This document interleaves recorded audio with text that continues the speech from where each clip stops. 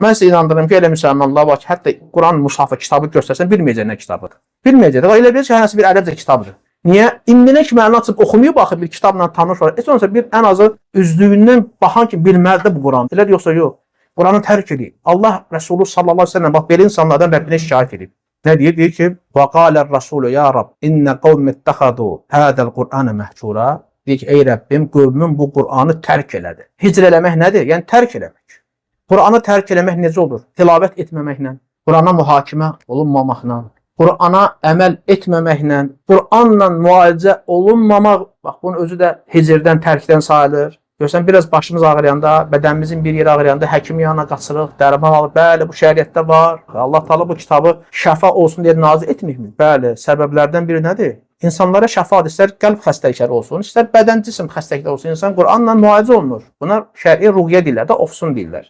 Bax, bunu etməməyə özü belə Qur'anı tərk eləməyə daxildir. Allah Teala bu Qur'anı vallahi dağlara nazil etsəydiniz, ayədə keçə bilirsən. Sən də o dağlar necə görərdin? Parçalanmış Allah qorusundan, parçalanmış toz torpaq içində görərdin. Parça-parça olduğunu görərdin. Amma görsən insana nazil olur ki, insan bu Qur'ana əməl eləmir. Sonra da deyir, qəlb niyə yumuşalmır, qəlb niyə sərtdir, niyə mərhəmətli deyil, niyə kobuddur? Çünki Allahın kitabını oxumur ona görə. Bu Qur'an bəlkə qəlbləri yumuşatmaq üçün nazil olur. Lakin bugün nə qədər insanlar var ki, qəlbində hələ də sərtlik qalıb. Çünki Qur'an az oxuyur, qardaşım.